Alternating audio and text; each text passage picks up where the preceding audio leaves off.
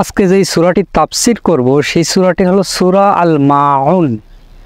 তো মাউন মানে হচ্ছে প্রয়োজনীয় গৃহস্থালী জিনিস সামগ্রী, যেমন একটু লবণ, একটু পেঁয়াজ, একটু মরিচ, একটা দা, বটি, কোদাল, যেই জিনিসগুলো একটি গৃহে নিত্য প্রয়োজনীয়, এগুলোকে আরবিতে বলা হয় মাউন। তো আল্লাহ তাআলা বলেন যে খারাপ মানুষের অভ্যাস হলো ওয়ায়াম নাউন আল মাউন, যে তারা এই সামান্য মূল্যের গৃহ সামগ্রী দিতে উৎসাহিত থাকে না। তবে একজন ঈমানদার এই জিনিসগুলো দেওয়ার ক্ষেত্রে যে বিষয়টি লক্ষণীয় সেটি হলো সে এই জিনিসগুলো দিবে তখন সেটা সওয়াবের উদ্দেশ্যে দিবে, যে যদি সে ফেরত দিতে পারে দিবে, না দিলে এটা সওয়াবের উদ্দেশ্যে দিয়ে দিবে।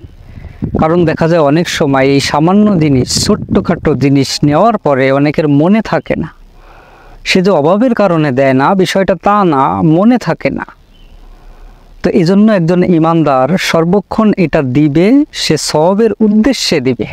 এই সূরাটি মূলত নাজিল হয় আবু জাহেলকে কেন্দ্র করে।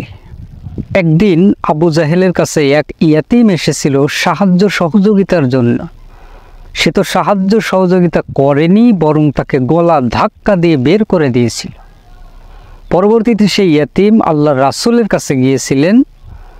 তো আল্লাহ রাসূলের বৈশিষ্ট্য ছিল যে কোনো ইয়াতীম, কোনো দরিদ্র, কোনো অসহায় যদি তার কাছে যেত, সে যে ইয়াতীম, সে যে অসহায়, সে যে দরিদ্র, এটাই সে বলে যেত।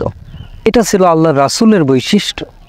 তো আল্লাহ তাআলা কিয়ামত পর্যন্ত সকল ঈমানদারকে সতর্ক করে এই সূরাটি নাজিল করেছেন। আল্লাহ তাআলা বলেন, আর ওয়াইতাল্লাযী ইউকাযযিবু বিদ্দীন, যে হে নবী আপনি কি তাকে দেখেছেন, আপনি কি ওই ব্যক্তিকে দেখেছেন যে বিচারের দিবসটাকে মিথ্যা প্রতিপন্ন করে। এখানে বিদ্দিন, আসলে দিনের অনেকগুলো অর্থ হয়। দিন অর্থ ইসলাম, দিন অর্থ কিয়ামতের দিন, দিন অর্থ বিচারের দিন, দিন মানে ইয়াউমুল হিসাব ওয়াল জাযা। তো আল্লাহ তাআলা এখানে দিন বলতে সমস্ত বিষয়গুলোকে সম্পৃক্ত করেছে।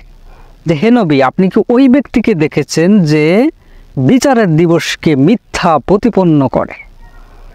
ফাযালিকাল্লাযী ইয়াদুউল ইয়াতীম, আর এজন্যই তো সে ইয়াতীমকে গলা ধাক্কা দেয়। ওয়ালা ইয়াহুদ্দু আলা তুআমিল মিসকিন, এবং মিসকিনকে খাদ্যদানে উৎসাহিত করে না।